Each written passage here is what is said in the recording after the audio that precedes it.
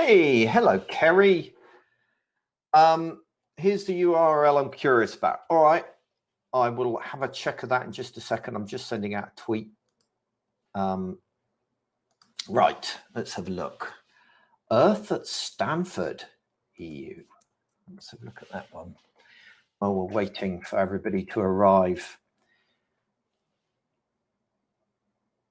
Okay, cool. I will have a proper look at that. That's in the list. Open more tabs. Hello. Recognizing some people from my Slack community as well turning up, which is always nice. Right. So yes, for those who don't know, while we're waiting to kick off properly, what we're going to be doing in this session is I'm going to be having a look at various websites, and we're going to talk about them, and I'm going to share some thoughts on them, how they might be improved, those kinds of things. So if you've got any suggestion, let me know by just popping it in the chat. We've got another one, Devon. Thank you. I'll pop that one in. Boom puff. Okay, all right. That's another one to look at.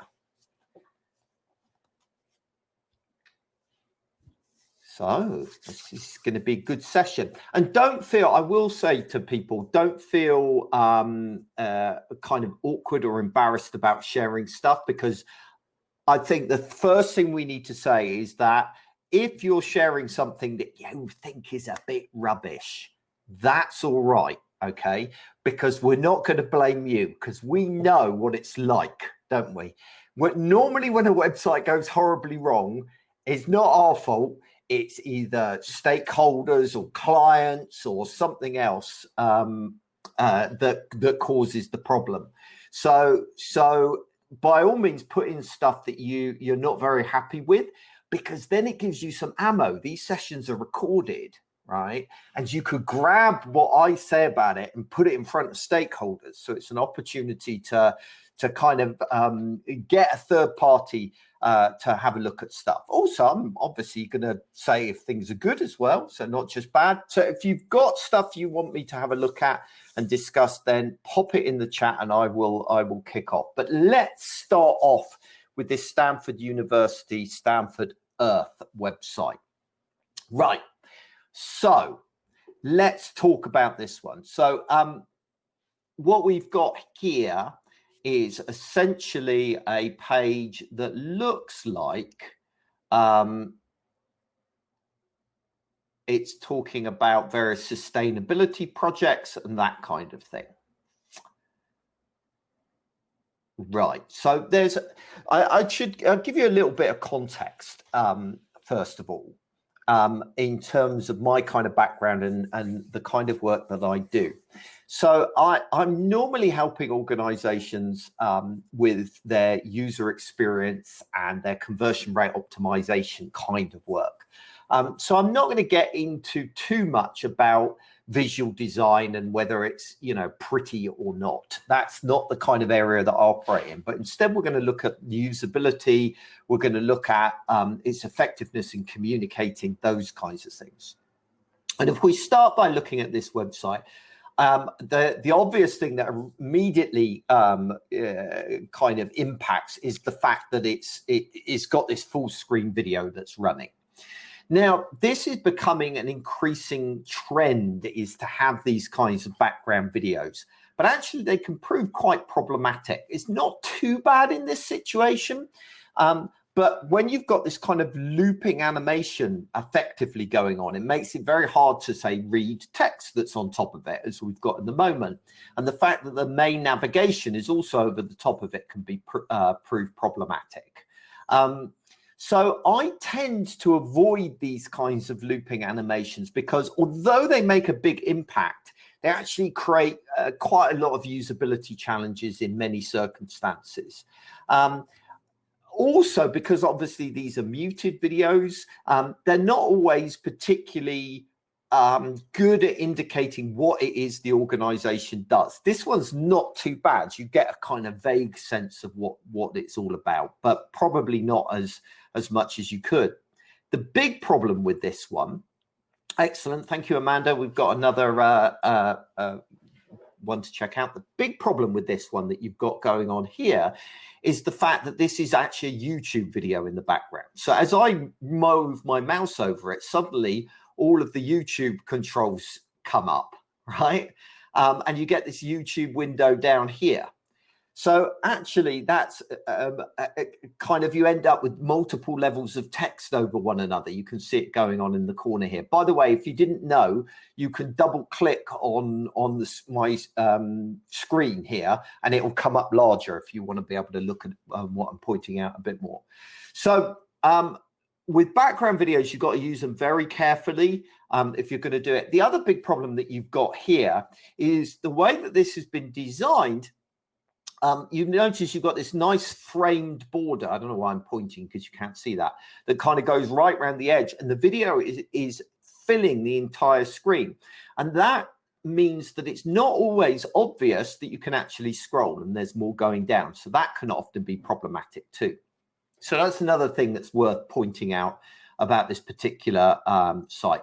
Mike, yeah, you're more than happy to share stuff in other languages. That also, obviously, I don't speak Dutch, but it will throw up some quite interesting conversations about visual hierarchy and various other things, because I can only judge it based on the design rather than the content. So I'll have a look at it in a minute. So, okay, so that's the video, first of all. Now, this is quite nice that is kind of making it clear that you tackle challenges in various areas. And that's really, really interesting to do. But again, you're effectively, that's a set of glorified links. Okay. It's not telling me anything in terms of what it is you do. And I find that people often do this with websites, especially at high level site pages. You end up with pages that are essentially lists of links. Now they're made to look pretty because they've got, you know, a pretty image over it and all the rest of it, but essentially it's just a link. So there's so far we've had very little actual content that is actually telling me anything on this page, right? All I know is it's Stanford University. It's got, oh my word, I've managed to stop the video. It's got something to do with understanding Earth, right? And that you work in these kinds of different areas. What would be good is to actually take some of the content that you've got buried in, say, Discovering Our Planet. Let's click through and see what it's like. Okay. So there's some again, there's not a huge amount of content either in this area. It's more burying down again, and raise that content up to this level. So for example, you could have underneath that option, that option of Discovering Our Planet, what you could do is you could have these different courses and projects or whatever these are listed at that top level. Okay. So I feel that it's a little bit light in terms of content on this homepage. You've got, yeah, what makes Stanford Earth different? That's actually quite good. But again, there could be more information raised up at this point, rather than effectively a pretty kind of lightweight design elements. We've got some serious design inconsistencies going on here as well, in terms of suddenly now these images are going full width while before they were in set. So there's a lot of it. The design looks quite amateurish to some extent, in the fact that it doesn't have a kind of modern design template on it. And when you're talking about somebody like Stanford, you know, a degree of professionalism is expected that maybe this design is not communicating. Now, I could go on forever, obviously, on this kinds of different things. But the one other thing I am going to pick up on is our impact on the world. Yeah, no, I won't bother mentioning that. Okay, so some design consistency, some raising up of information, some replacing that video probably with something static or a video that people can control and play, all would make a big difference on that one. I'm going to move on because we've got limited time, but hopefully there was a few nuggets in there, Kerry, that would help. Right. Who was it suggested GoPuff? I just love the name. I can't find who said that. Oh, that's Devin. Right. So Devin, let's have a look at GoPuff. Now, one thing I do like about this instantly, right, is unlike the Stanford example, this instantly says what you do, right? And it's amazing how many websites you go to that don't do that kind of fundamental thing of just saying what it is that you do, right? This does. No messing around, no fancy marketing bullshit that you get. Do you know what I mean? When you have strap lines that don't actually say what they do, you know, synergy in the logistics, you know, arena. Well, what the hell does that mean? This one, daily essential delivered in minutes. Get that. Know what you do. Great. GoPuff delivers everyday needs from cleaning, supply, groceries, blah, blah, blah. We eliminate the middleman and deliver life essentials even faster. Brilliant. I love it. Right. So that starts very well. Ooh. Now that's interesting. Didn't expect that to happen. Okay, so we've got a couple of problems here straight away. First of all, it's saying it wants my location, but hang on a minute. I clicked on, I'm going to say don't allow that for a minute. I clicked on enter my email address, right? That should have been a form field. So what you're experiencing here, just to make that a little bit more kind of applicable to anybody in any circumstances, is a cognitive dissonance. In other words, what I expected to happen didn't happen. Something else happened, and that immediately made me feel anxious, right? Of, you know, oh, that didn't behave as it should do. Why is it doing that kind of thing? So you've got to be really careful about that kind of thing to be in line with people's expectations.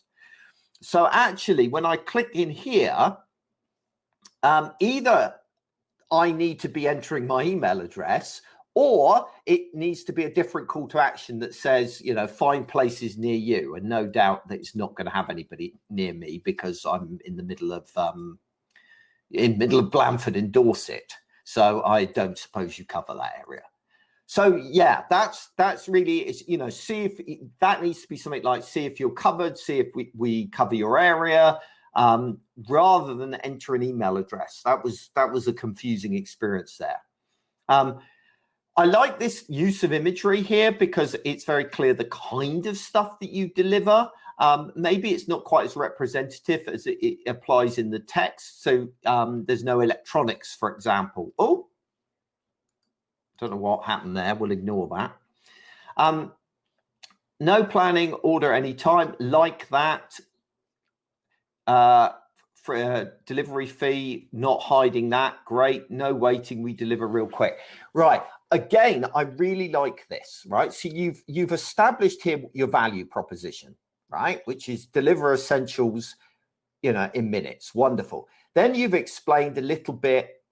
You're kind of mixing a little bit between benefits and features here, but we won't worry too much about that. Your benefit is you don't need to plan ahead. You can order any time, right? Another benefit is you deliver real quick. But then you make it, you talk about, well, here's the cost of it, which, by the way, it feels very low for that kind of thing. So it's absolutely brilliant. So actually it's a really clear, quite well, you've got some rendering issues going on here. So if I click in that, that's going to do the same thing again. Yeah, that confuses me. But there's a lot that's really good here. So other than that call to action, which is problematic, you've got really strong value proposition that's reinforced with imagery. You've got a good communication of the benefits that the product provides and some specifics about how you provide that and the associated costs with that, right? Because what happens with people when they hit a website, their first question is, what's the website about?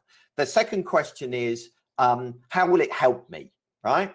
And their third question is what are called objections, objection handling. So, oh, how much is it going to cost me? Are they going to sell my email address? You know, what are they, you know, we come up with problems. So this does a pretty good job. I think if I was going to improve this website beyond fixing the call to action, I think what I'd probably do is look at kind of highlighting the benefits more clearly than that.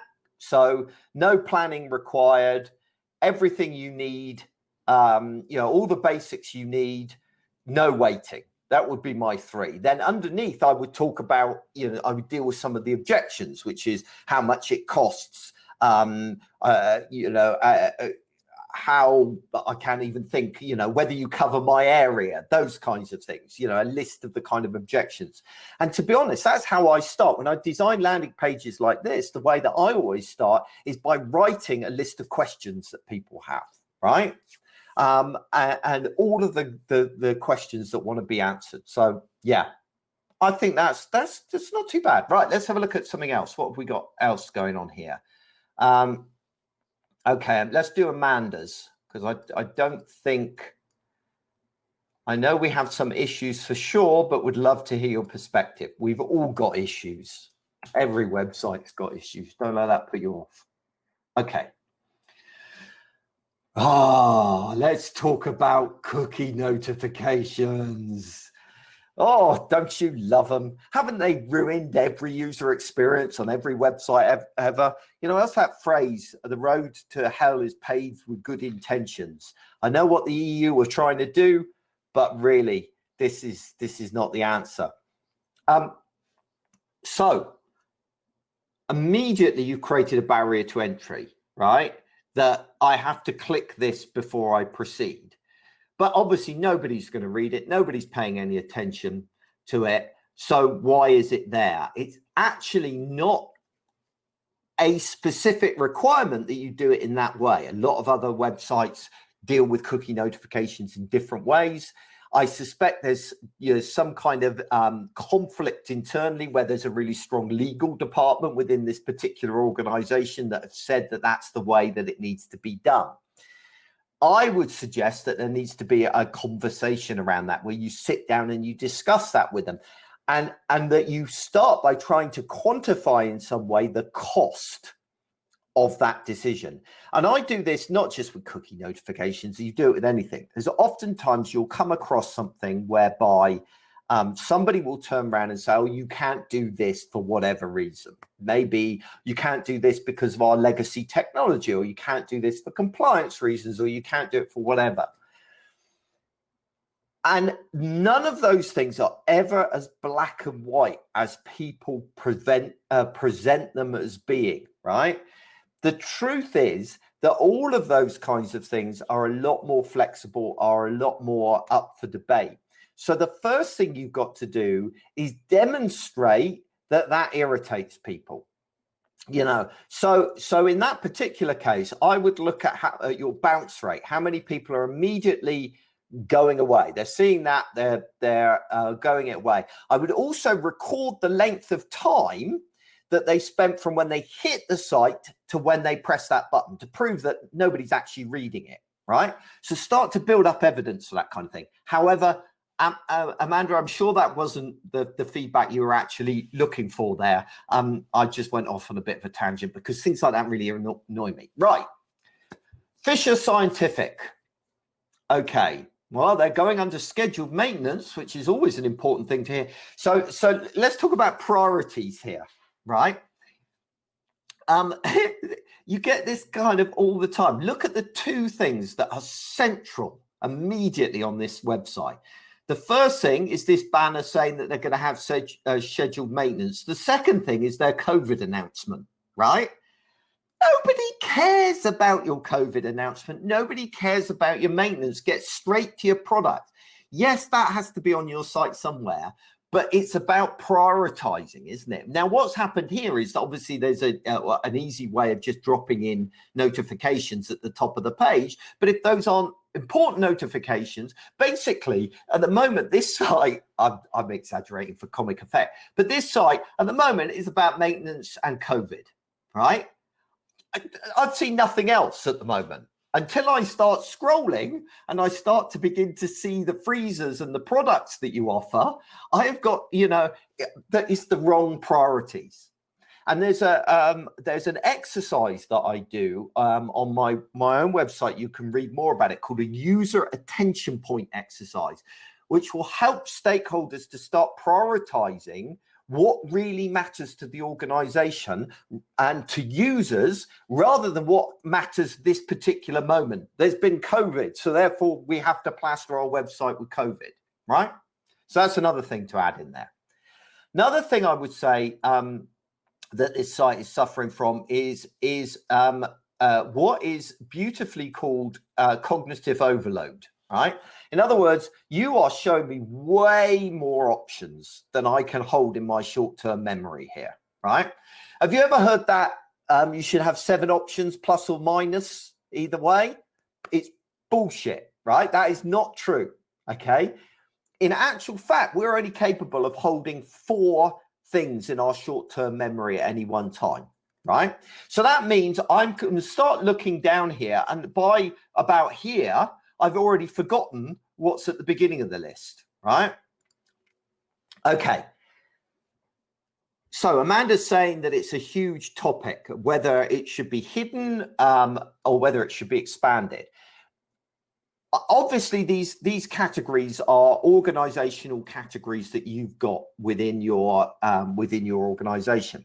I think the first thing I would do is a card sorting exercise to start exploring whether these can be grouped and with you in users' mental models. So not how you organize them internally, but you get users to group these together and see if they come up with more broad top level categories.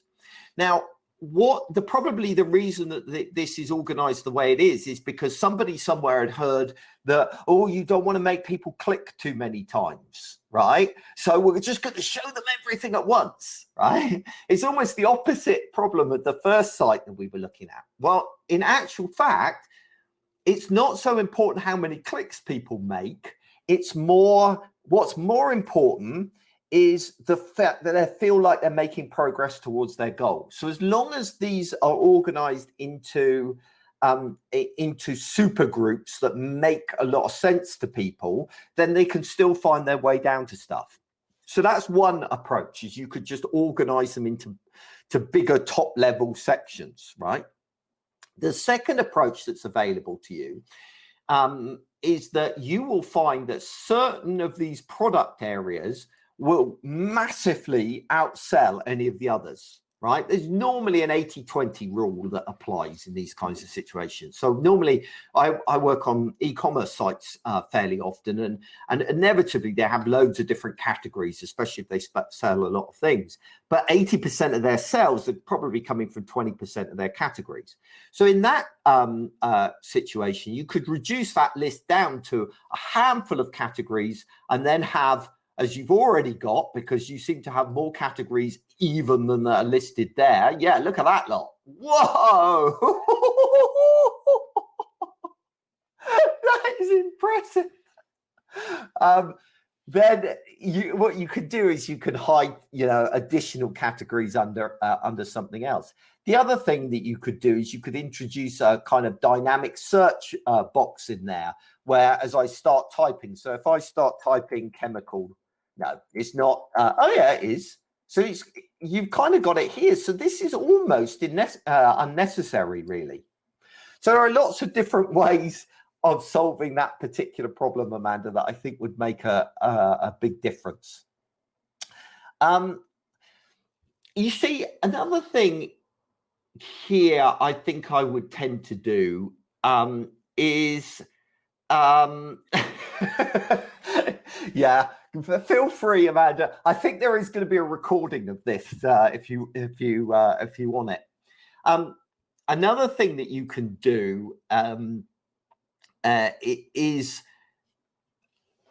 I would look at the different ways people navigate as well, and the different where people are in their customer journey, because the way that this website has been structured is basically just to throw everything at people, right? But there will be different people that are in different places in their journey, in their experience. There'll be some people coming to the site that don't know the specifics of what they want. And at the moment, they're just overwhelmed. You know, there's not really any help or support for that kind of people. You really need to know what you're trying to get from a site like this. So yeah, there's a few thoughts to that, Andrew. I'm trying to move through these quite quickly to include as many people as I can. I will say, actually, I do these kinds of short 20-minute videos if you want me to, that I can record specifically for your clients. If you check out my website at boagworld.com, you can find out more about that, or just drop me an email or whatever else. But yeah, there's that. Okay, so let's have a look what else we've got. Oh, time to see what my Dutch is like, Mike. Let's have a look at your site. Okay. Again, look, a different oh, we've got overlays on overlays here. Oh no, we're not. That's going for that on that image. Right, so we've got another cookie notification, so let's get rid of that. Oh, did I click the wrong one? No, here we go. So I like the way oh, forgot the oh, have I got the wrong page? Oh right, sorry. Let me take your URL. This is the page that you wanted. Okay, cool. Right. So let's have a look at this. I can change the language. Can I not just move to it in English? There you go. I can do, oh, is that taking me back to the home page? Oh, that's interesting. Yeah, it has. It's gone back to the home page. So that's a one that often happens on websites where they have little, oh, change the language, and then you end up on a completely different page. Right, but let's have a look at what we've got going on here. Let's talk about stock imagery on this one, because that's the thing that is really hitting me here, is we've just got lots of generic stock imagery. I don't really understand why people have generic stock imagery like that. Because from my perspective, that's never particularly helpful. I think a nice typographic design would probably work a lot better than having. Jealous, like everybody's just really excited. Oh, sorry, I'm just getting a lot of noise. Only good stuff. Yeah, sorry. I just want to say the session at the main stage is going to be starting in a minute. Okay. What we can do, two things. We can just, the ones who just want to continue here, they can continue here. But because we've got this session open for a long time, I actually suggest that we going with this and just come back after the next session on main stage. So we can do either way. Okay. So I think, because I don't, it's getting later. I know it's ridiculously late for you, but I'm happy to carry on with people for a little bit longer if we want to, just so we can finish Mike's up. What I will say to people that are in the room before you go, that if you go to boagworld.com/smashing, I've created given you access to a nice little course there that you might want to check out for free about getting design approval and working with stakeholders to sign off design, because that's what a lot of these problems are. So feel free to check that out, and then I'll let you pop off to the other session. But for those that want to stay and keep going in here, I'm more than happy to do that. Yeah. Thanks, Paul. No. Lovely again. So, Mike, are you still with us, or have you shot off to the other session? Let's see if he's still around.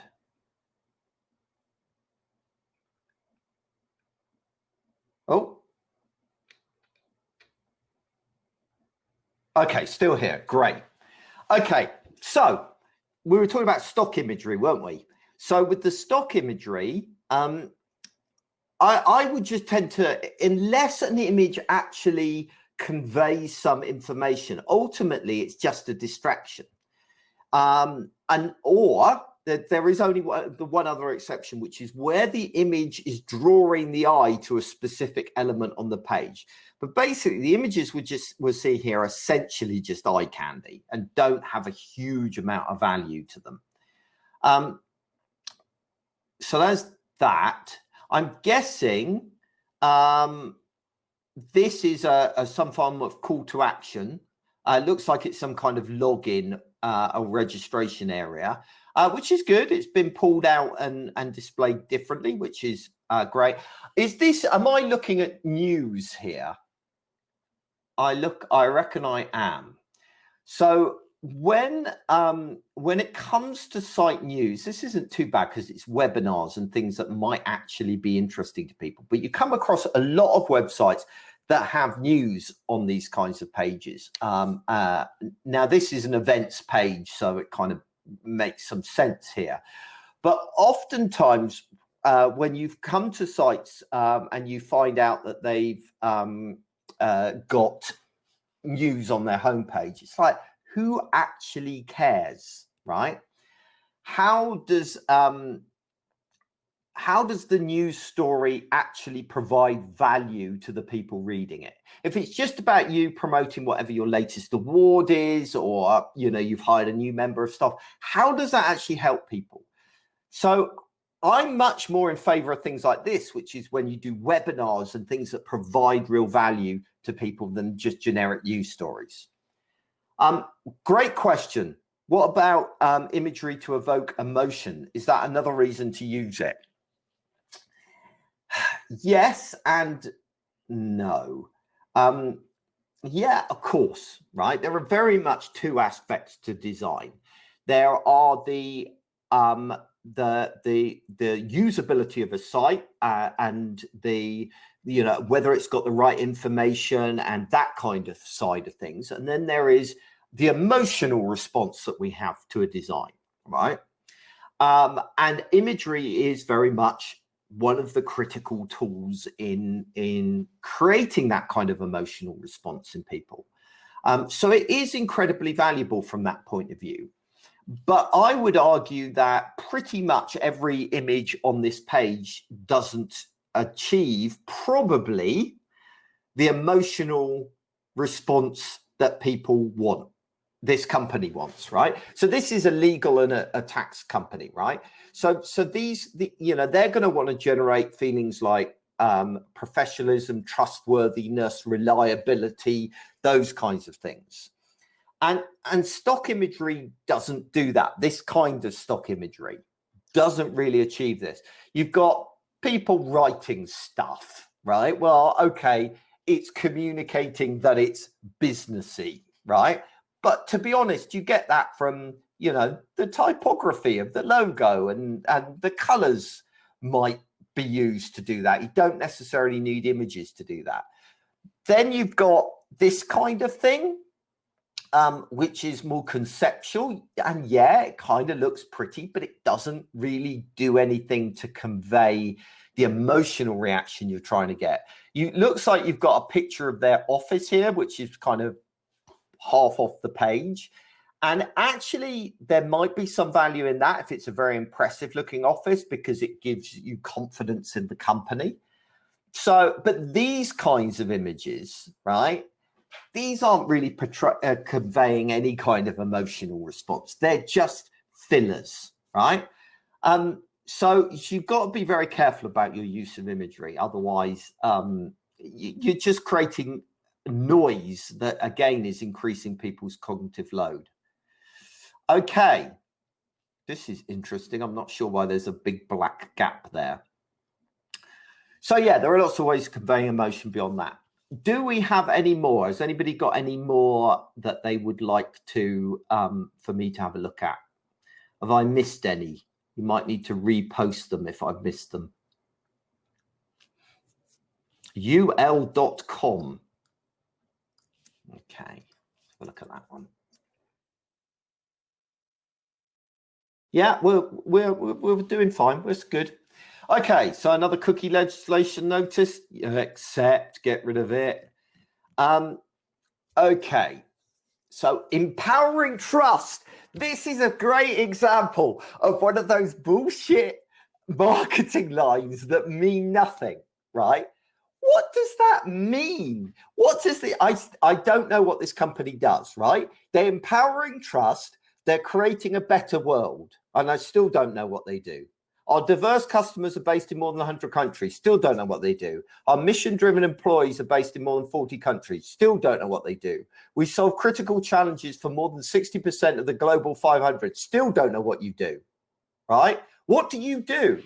Industry, services, insights, news, events. Still don't know what you do. Enhance sustainability. Demonstrate safety. Strengthen security. I still don't know what you do. Let's try reading this. Right? Now, bearing in mind, you've got about 8 seconds of somebody's attention before they give up on you. We solve critical challenges and help innovators around the world to discover new possibilities and deliver what matters. I still don't know what these guys do. Let's have a look at services. I'm actually going to have to go to a different section. Facilities, personnel, process structures, testing. Okay. I'm still not sure what they do. Some kind of certification?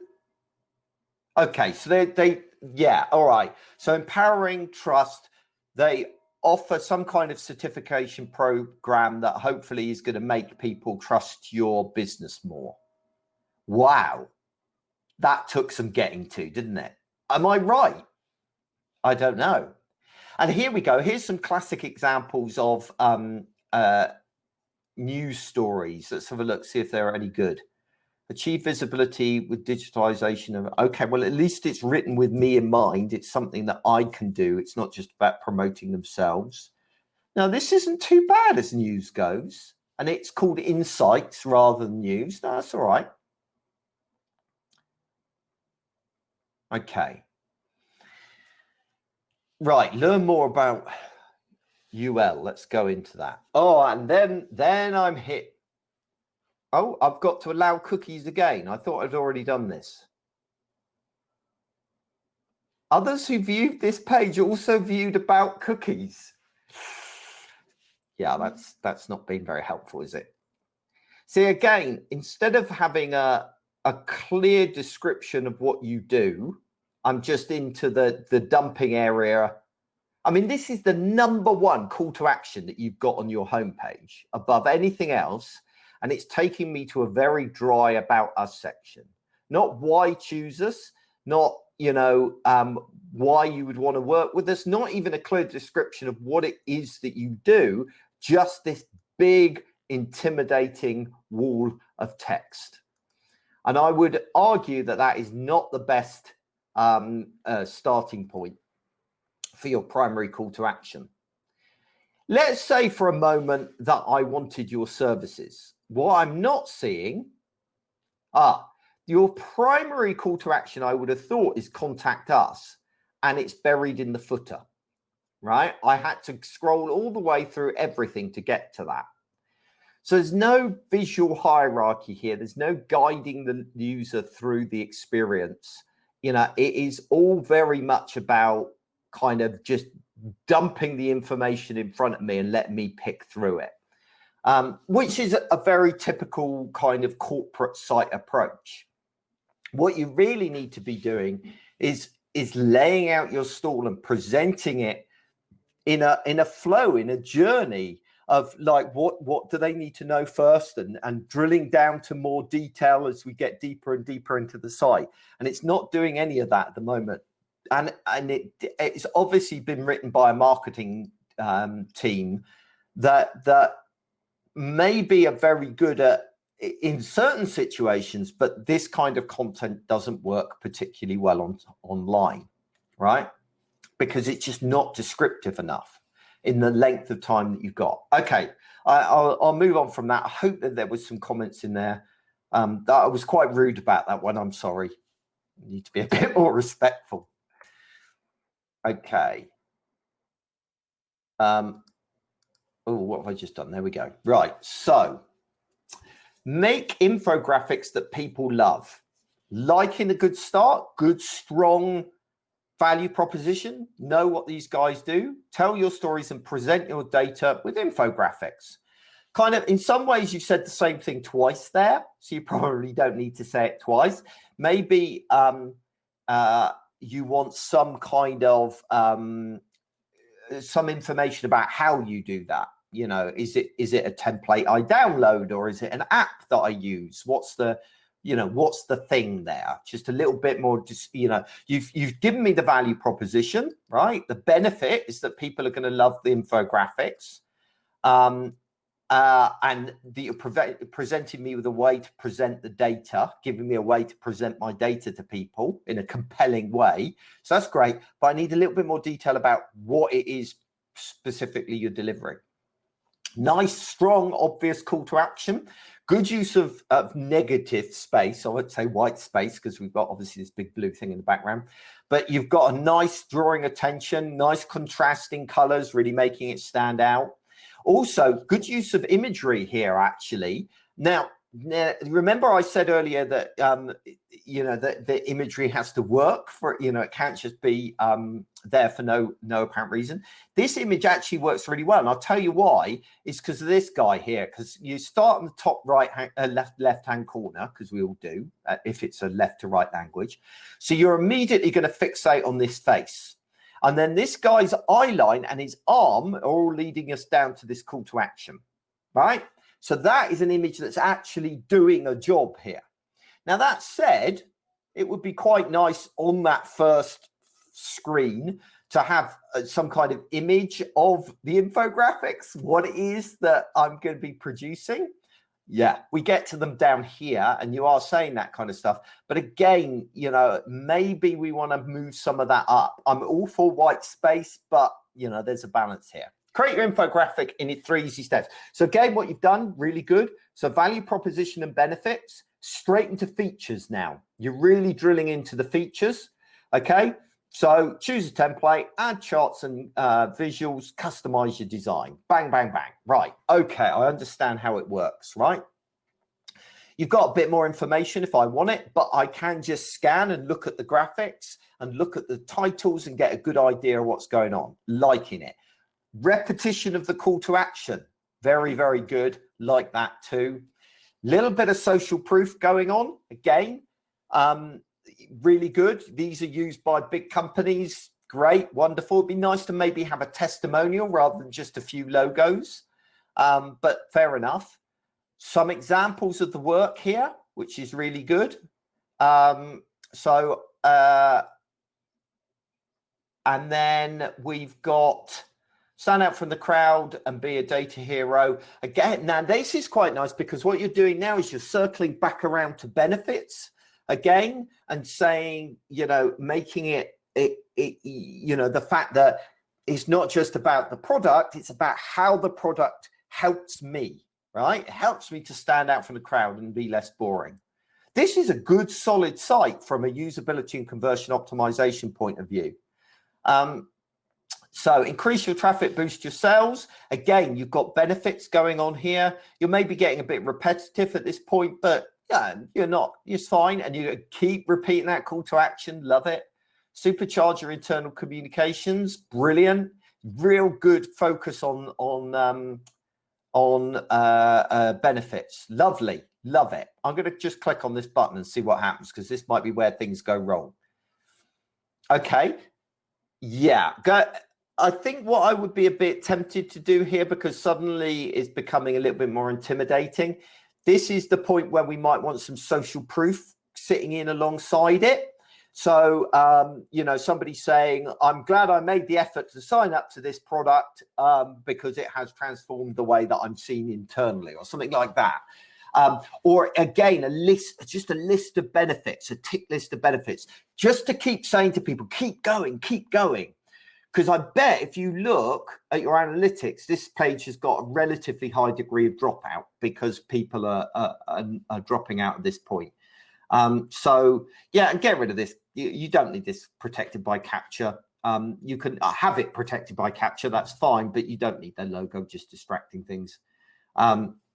Pretty good, not too bad at all. That's a pretty strong site. And actually, I think the previous site we looked at could learn a lot from this flow of you know, as you drawing people through and looking at different stuff. Now, did we have any other sites that we had? We've got Manu Life, but you've already been once, so I'm going to come back to you, and we're going to skip to Pavlo. Why don't you have a look at my photos while I design my website? Love it. I love it. Okay, so this is a site for a photographer, obviously. Okay, gorgeous photographs, fairly obviously. Right. There's not a lot to say about this, Pavlo, but what I would say is that when it comes, I don't know what kind of photographer you're aiming at, or what kind of client you're aiming at, who you want to hire you. But again, those people are going to have questions, right? So you know, if you're trying to get hired to do stuff for individuals, they're going to want an idea of how much it's going to cost. They want an idea of, you know, how you work and what the experience is like. Equally with commercial photography shoots, again, people are going to want to know similar things about what your methodology, what is your approach, how open you are to hearing briefs and all of that kind of thing. So actually, the quality of your photographs are only part of the whole thing. They're not the entirety of the whole thing. So I would encourage you to consider, again, going back to that list, what list of questions do people have? And try and focus very much on that list of questions and addressing those as you work. Just to say before we move on to the next one, just to remind you that if you want me, because I've had several people saying, I want to record this, I want to give it to stakeholders and stuff like that. Just to say, if you do want me to do this specifically for you, a longer one of about 20 minutes, I do them just, you know, they're kind of my bottom end website reviews. So if you go into website reviews down in the footer, and you go to first impressions videos, or just search on first impression videos on my site, you can find, you can sign up and get these done properly, where you can present them to stakeholders and that kind of stuff. I know that was a sales pitch, but several people had commented on it, so I felt it was worth saying. Okay, let's have a look at the next one. Andy. Oh, more cookie notifications. I just don't bother with them on my site. Seriously, if you look at the guidelines, anyway, I won't get into that. Okay, so Andy, you're suffering from the same problem that we talked about earlier. I don't know whether you've been in here the whole time, but essentially you've got a video playing behind text, and that makes it quite hard to read the copy and what's going on, especially if you've got some form of cognitive disability, like if you're dyslexic. So you certainly need to have a look at that as something, but I've kind of covered that, so we'll skip over it. Improve human performance, create, scale, and analyze training. Use XR, I don't know what XR is. Artificial intelligence and gamification to help employees learn faster and remember the training for longer. Right. Actually, I think you're maybe a little bit around the wrong way here. So I would tend, this bit is actually the bit that says what you do, because the very first question is, when someone hits a site like this, is what do they do? What do they offer? So that is the key line. And then this is almost the benefit, the outcome that you're getting. You know, so it might be that you want to kind of try experimenting with different combinations and moving those down in different ways to see if that helps. A good, solid, visible call to action, like it. Why immersive training? Scale face-to-face experimental training fast. I like that because you've raised a user question and then you've answered it in a very easily digestible way. but then you've given me more information for those that want it. And that's what I mean by creating a hierarchy of information on a website. So really good, useful example of that in action. Then over here, we've got accessible and repeatable, unique objectives, presence and embodiment. Some of these titles are a bit vague. I'm not entirely sure what they're about. Presence and emboldenment. But yeah, again, you're outlining your benefits very strongly, which is good. Prepare your workforce for the future. Cool. That right. I'm not sure what these are here. Strategy and integration. Okay, and that's just changing a pretty graphic. These need a bit more explanation because we've got past the benefits part, right? And we're now into, well, how does it work part, right? And this, no one's going to read this. Even, you know, what's that? 2 sentences, 3 sentences, even that amount people won't read. So you need to break it down into lots of little chunks. And that means these headings are going to be really important, that they describe very much, you know, how the process works. 1, 2, 3. Remember on the previous one with the infographics, 1, 2, 3. Statistics are great. People love a statistic, right? So evidence-based results, brilliant. Increase in knowledge gain for healthcare professionals. Yeah, perfect. I think what you probably want to emphasize is this bit. Independent peer-reviewed research tells us that ... to add a bit of credibility and weight to that, and maybe if you can even include a source of where that was said. Bit of social proof going on here, which is great. Again, mine is with social proof. I think these days you kind of got to go a bit above and beyond because everybody's very cynical. You might want to, with something like this, do some video case studies with some people, some of your clients, to actually get them saying what difference it made, that kind of thing.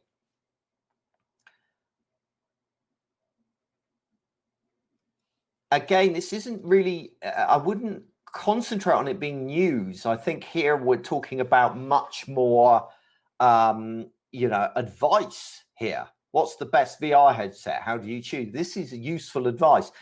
You don't want to truncate your headlines. It's okay if it wraps onto a different line and they don't perfectly line up. It's more important that people can see the title here.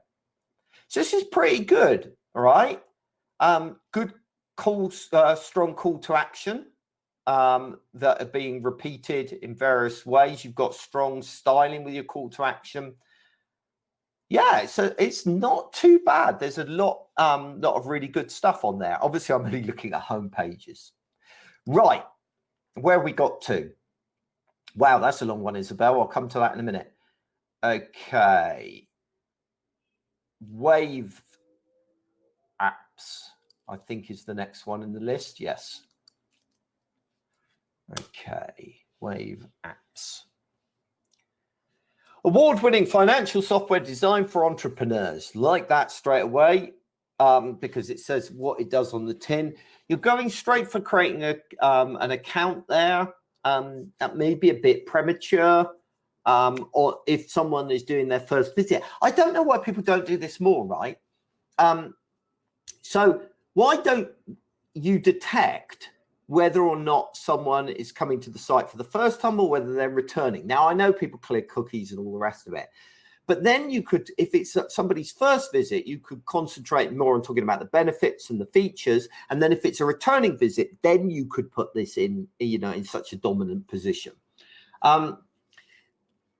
Again, we've got imagery that's not really performing any real value here. This is more because obviously it's showing the product kind of.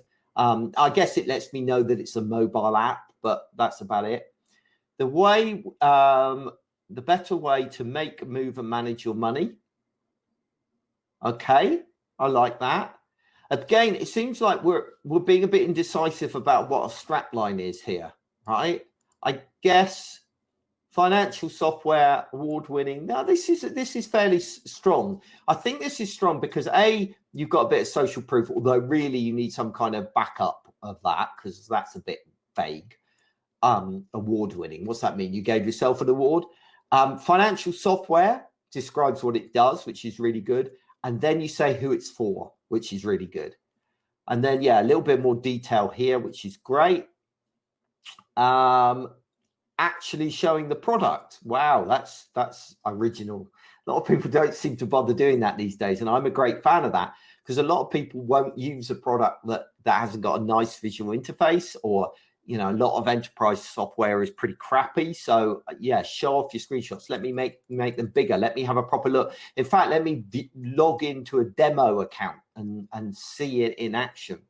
Account software that works as hard as you do. So benefit, I guess, but that's a little bit of a vague benefit. It works hard. What does that mean? How does it work hard? Creating professional invoices for free. See, that is actually telling me something that it actually does. Payment solutions for your business. Yeah, see, that's good. This is actually, it's kind of product I would actually use. So what would, and then what, so I'm thinking, well, this is a product I might actually use. And then a whole load of questions went through my head then, right? For example, does it integrate with my accounting software, right? Does it connect with my CRM, et cetera, et cetera. So again, there's some needs to address these kinds of questions that I have in my mind at that point. Repetition of the call to action. There we go. Here's a nice example of a call to a good social proof example. And the reason that this one is good, although you dropped the ball at the last minute, is because this is obviously been posted to Twitter, right? And that means that I know that this is a real person and not a made up person. At least I would do if I could click through and see the tweet, but you not allowed me that click through. So again, anything that adds credibility and overcomes my cynicism about your social proof is really worthwhile. Okay, build your skills, get inspired, empower yourself. It's all here. Okay, so this is some blog stuff, right? That's fair enough. Frequently asked questions. Frequently asked questions is an interesting one. In this case, I guess it's okay. But I would try and weave these these answers into your copy rather than just dump them all in one group like that. But it's a minor point, really. Everything you need. Yeah, so this is pretty strong. I think when a site gets to this kind of level of maturity, I think really now it's about doing some A/B testing. It's about running some usability testing, maybe doing some heat map kind of stuff, or some session recorders looking at kind of how how people are using the website, how long they're spending looking at different bits, that kind of thing. But yeah, it's not too bad. Okay. I'm running out of steam here. Let me take a drink. Okay. Right, let's have a look at Stefan's site. Okay, so this is a blog. Right. Let's talk about blog design, because that's always quite an interesting one, isn't it?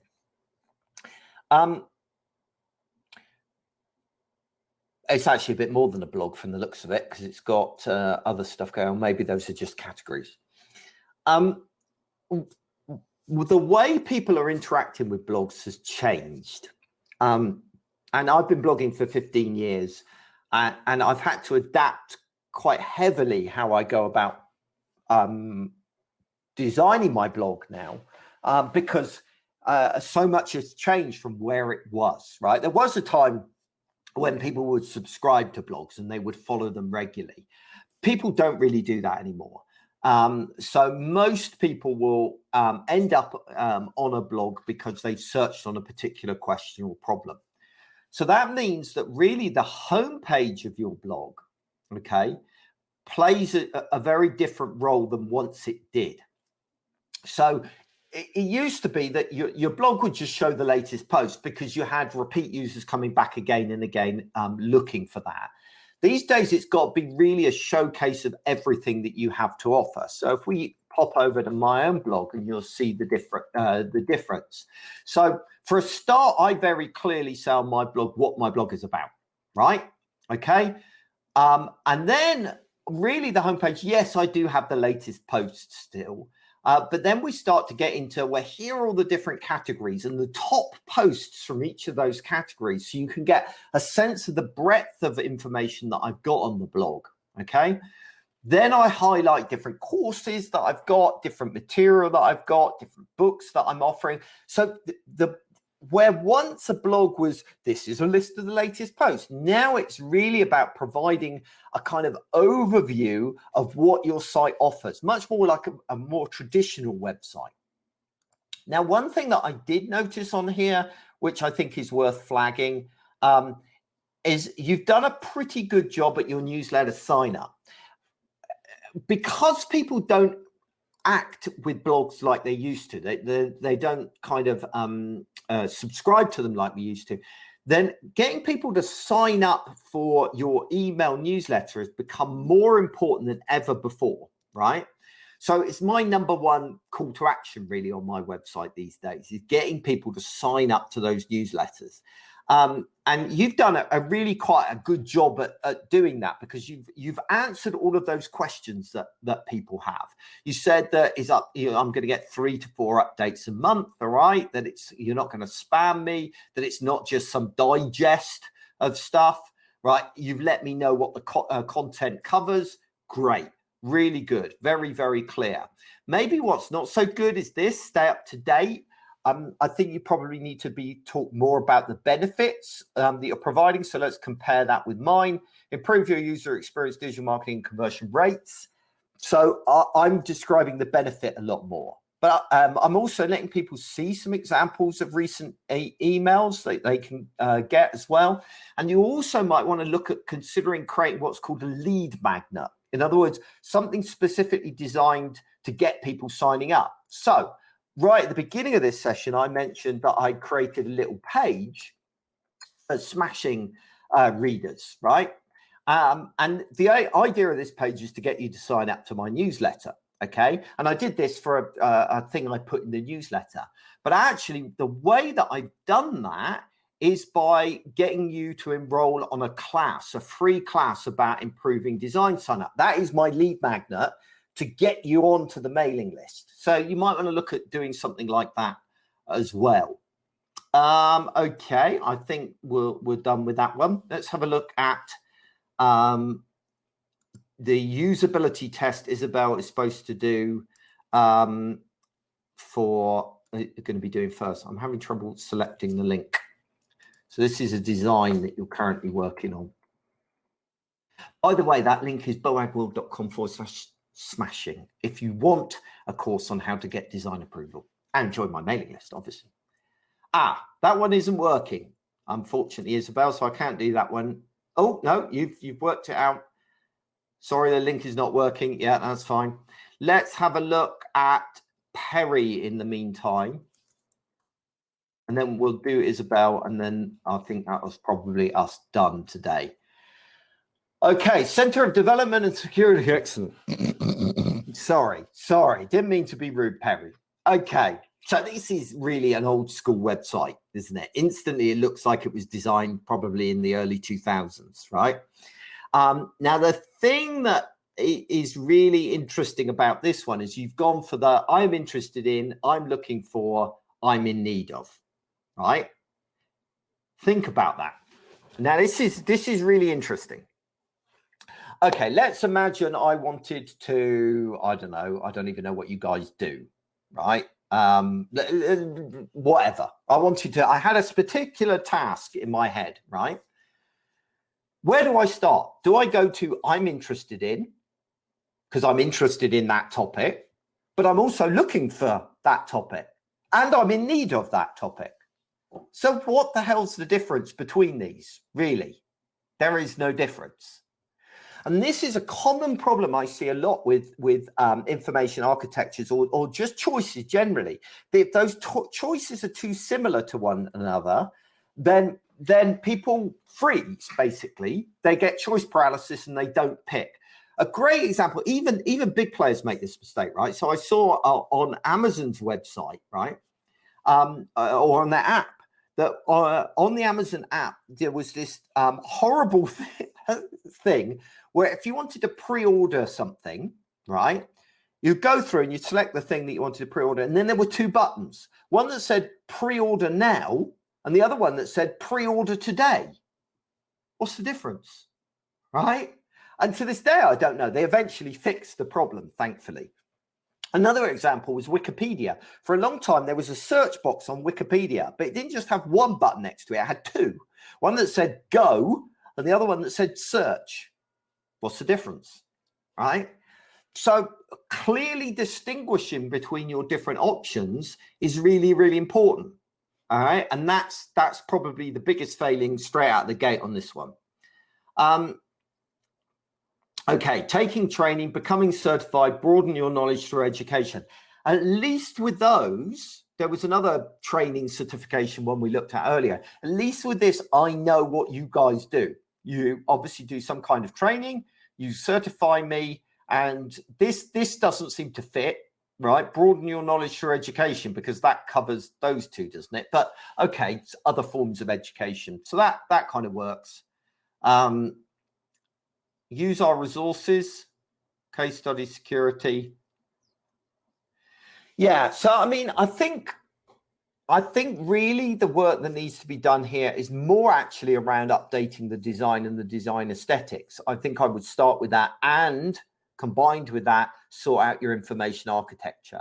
I actually think you're relatively clear in terms of what it is that you do. By the way, nobody cares about this, right? That's your own internal promotion. Nobody in the outside world gives a monkey's arse about that.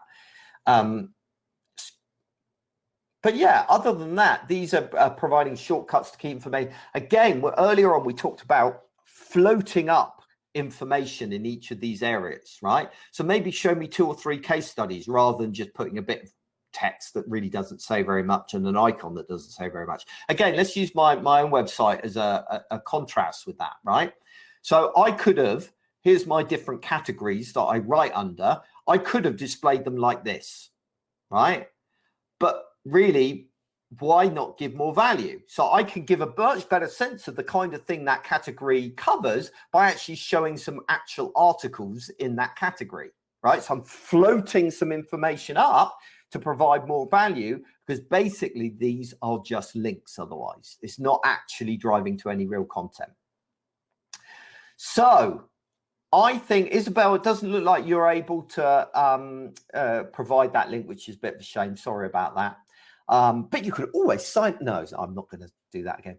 I'm happy to do one more if anybody's got one more, but otherwise we will call it quits. First person to get it into chat wins. Yeah. Oh, yes. Yeah. No, that's fair enough. You already had that in, didn't you? And I didn't respond to it. Right. Let's have a look at that. I skipped past it, didn't I? It was very naughty of me. Okay. Oh my word. I've just got to pick up on that. I've never seen such a big carousel. Well done for that. But the reason I said, oh my word, is because that was my first view, right? Manulife announces 2020 quarter results. Well, who are you? What do you do? Right? Oh, you stand for inclusion, apparently. But what do you do? I still don't know what you do. Right? These kinds of, oh, I can scroll. I didn't even realize that. I thought because of the way it's cut off here, I thought I was done. Oh, recent news. Well, you know what I feel about news. We've already talked about that. Investor relations. Now, to be fair, it may well be that this site is primarily aimed at shareholders within the company. And if that is the case, then fair play, you know, that changes it a little bit. But if this is aimed at people maybe that are considering becoming shareholders or don't know as much about the company, you've got to sell the company to me. And at the moment, it's not doing that, right? So it kind of depends on this as to whether or not this actually works as a, you know, for the audience. Kind of depends on the audience here. It may be that if it's just for existing shareholders, then yeah, they're going to be interested in that kind of stuff, and they're already going to know what the company does, and they're already going to be signed in, you know, signed up to it, you know, in that sense. So fair, you know, in that case, it would be all right. But for anybody new, you've got to be selling the benefits of the company. It's quite an interesting form of navigation. I quite like it, actually. It's not, you know, it's fairly intuitive. It kind of does the job. I've not seen it before, and obviously you lose this side, but that's fine because it's just a carousel anyway. I don't feel, for me, a good homepage needs to, oh, what's underneath that? Oh no, it just slides up. For me, a good homepage needs to summarize everything that lies beneath it, right? And this homepage doesn't do that. What this homepage does, essentially, this would be a great homepage for a news section, but it's not the homepage for the entire site. For example, it doesn't say anything about the products, right? Now, you obviously work in lots of different regions. Yeah, but it gives me no sense of any of this. So this is, yeah, see, this is an interesting term. You've called this media, but basically this is a press center. Media, I was expecting when I went into this to see videos and media material. So again, you know, the terminology you use is really important. So this is for investors, fair enough. So yeah, I think that homepage needs to work a bit harder and represent content for all of these different areas. While at the moment, really, everything that I'm seeing here is primarily just for either the media or investors. It's not actually serving your different audiences particularly well. So I think that would be my comment on that one. So I want to repeat the first thing that I said. I know that I've kind of slagged off a lot of these sites and pointed out a lot of ways that they could be improved. But don't ever take that personally, right? Because I know that there is a lot of politics involved in this kind of stuff. There's lots of different decision makers. So it's not a reflection on you guys at all. It's very hard to create a compelling website. And if you notice from the websites we've looked at, the ones that I've responded better to have been the small startups. The bigger the organization gets, the more bureaucratic it gets, and the harder it is to create a compelling website. But yeah, that I think will wrap us up for this time. Come and join me for my talk tomorrow, especially if you work in an agency or somewhere like that. I think you're really going to enjoy the talk tomorrow. If not, don't forget to check out, sign up for my newsletter at boagworld.com and get that course, because that will help you to get some of these changes approved by your stakeholders and your clients. That's really what it's designed for. So hopefully that helped. Hopefully you enjoyed it. Have a lovely evening and enjoy the rest of the conference. I don't know how I'm supposed to leave now, so I'm going to press the big leave button at the top. Does that work? Let's go with clicking that button. Bye.